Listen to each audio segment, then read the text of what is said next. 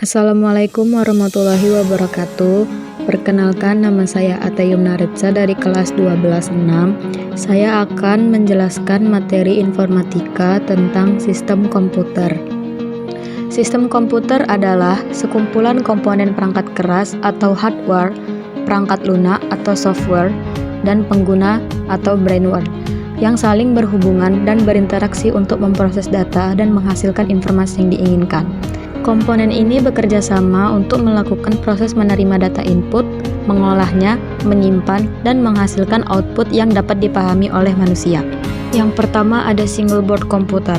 Single board komputer atau yang biasa disingkat SBC adalah sebuah komputer yang dibangun pada sebuah papan sirkuit dengan mikroprosesor, memori, slot input atau output, dan fitur lain yang dibutuhkan untuk menjalankan fungsi sebagai sebuah komputer. SBC berbeda dengan komputer personal yang memiliki slot untuk penambahan fitur seperti RAM dan VGA. Yang kedua ada single board controller.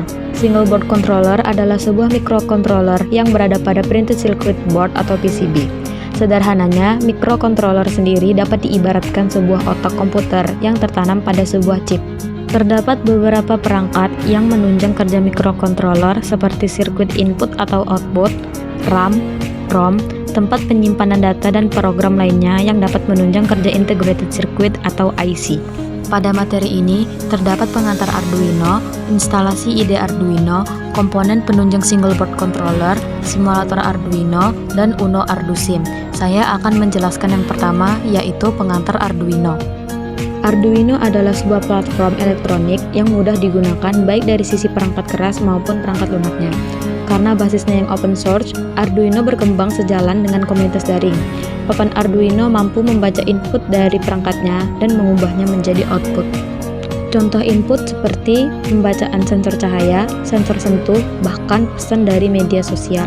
Input tersebut dapat diolah menjadi output seperti menyalakan sebuah motor, menyalakan lampu LED, atau mengunggah sebuah pesan secara daring. Yang kedua ada instalasi IDE Arduino. Arduino Integrated Development Environment atau IDE adalah perangkat lunak berbasis Java yang dapat kita gunakan untuk membuat program yang dapat diunggah dari komputer kita ke dalam papan Arduino. Yang ketiga, komponen penunjang single board controller, yaitu A. Breadboard, digunakan untuk eksperimen dengan tata letak sirkuit. B. Baterai. C. Light emitting diode atau LED. D. Resistor, merupakan komponen penting di sebagian besar sirkuit elektronik. E. Kabel jumper, merupakan kabel elektrik yang memiliki pin konektor di kedua ujungnya. F. Input atau output device. G. Modul sensor, berfungsi untuk menangkap sinyal atau stimulus.